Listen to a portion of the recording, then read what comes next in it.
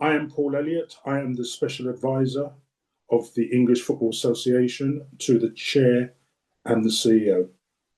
In my previous life, I was a professional footballer. I played for a number of teams in the United Kingdom and also in Italy, in Scotland, and finished my career in the mid-90s at Chelsea. Thereafter, I transitioned from on the field to off the field in boardrooms and has held various roles across the English Football Association, UEFA, various charities and trusts, charitable trusts over the last 25 years.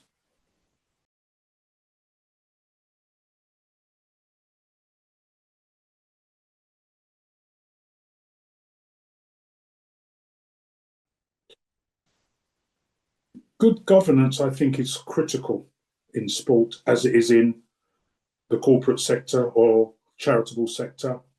And I think there's a number of key caveats. I think everybody's got to be clear on the role and the responsibilities.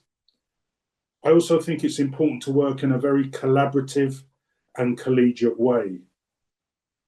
And there has to be a clear purpose, an organisational purpose, and the delivery of that, I think, is critical. Integrity is very, very important. And I think that all parties have to be accountable and be held to account. And I feel that when you really think about it, we're all there for one purpose.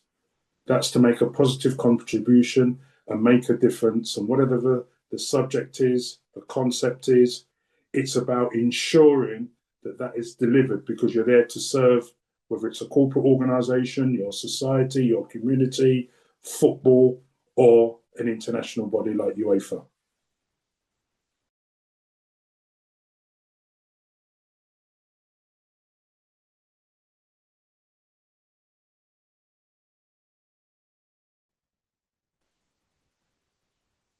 I think sports boardrooms have evolved in a number of positive ways.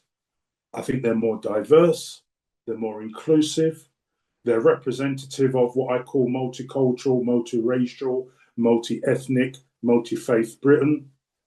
I think there's far more gender diversity. I think that's very important.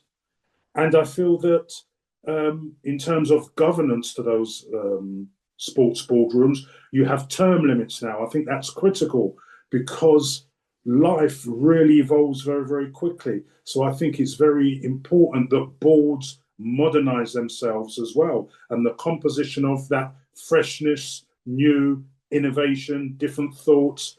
I suppose you can say cultural diversity is very important, but when you achieve cultural diversity, you also simultaneously achieve what I call cognitive diversity. So that's different thoughts, different thinkings, different behaviors. And that comes from working with different cultures. And that's how we all, as individuals, learn, grow, and evolve. And I think especially sports boardrooms, when they are in receipt of public funding, like from Sport England or UK Sport, for example, I understand the FA receives around about £25 million a year. Now, that's for investment, obviously, public money invested in grassroots. So the composition of those structures has to be reflective of the people at the roots of the community where those fundings are designated for. That's such a critical point.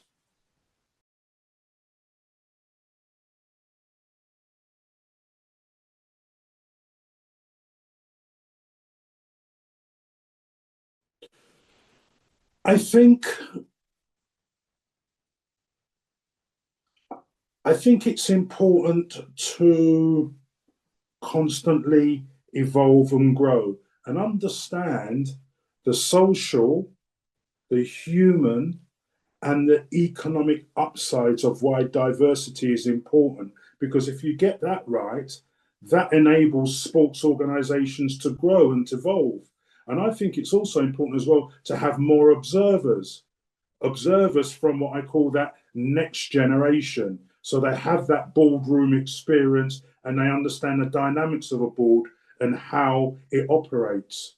Because I think that if you can achieve the social and the human side, I think what you're doing, you're achieving a better decision making process. That's part of good governance. When you have greater diversity, when it's not dominated by one particular protected characteristics, like, let's just say, a white male. I think if we're capturing gender, if we are capturing disability, if we are capturing also LGBTQI plus, if we are capturing those broader protected characteristics under the 2010 Equalities Act, I think then that lends itself to make a more effective and efficient board. And I think that can only be good because actually, notwithstanding all what I've said, it's actually the right thing to do.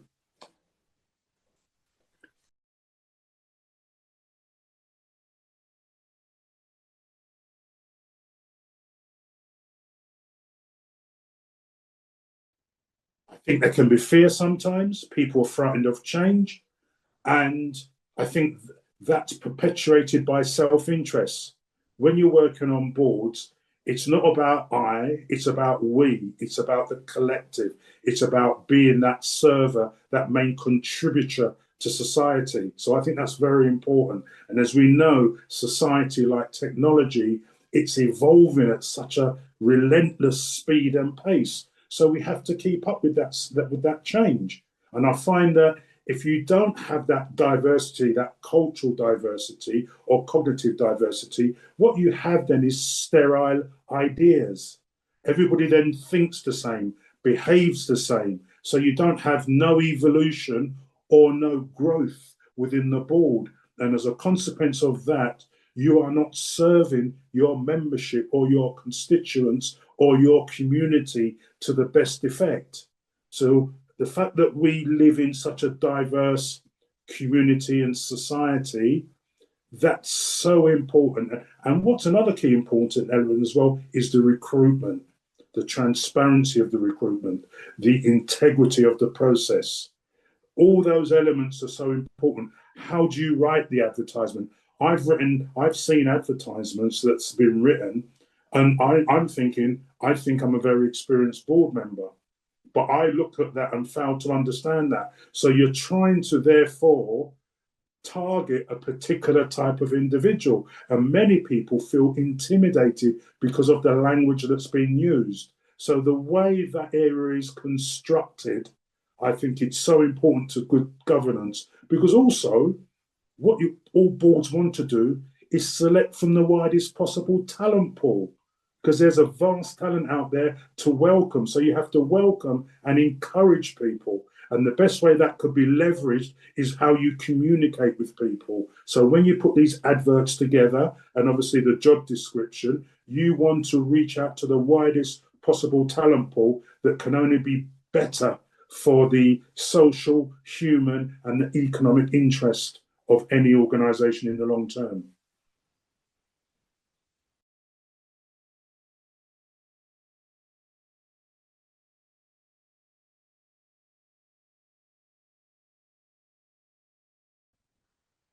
There's a number of risks. Funding.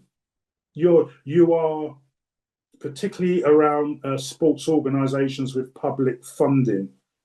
You are restricting your funding options because there's been challenges in the past with some of the boards that I've been on where they've said if the composition of that board is not representative of the participants, we are not going to fund you.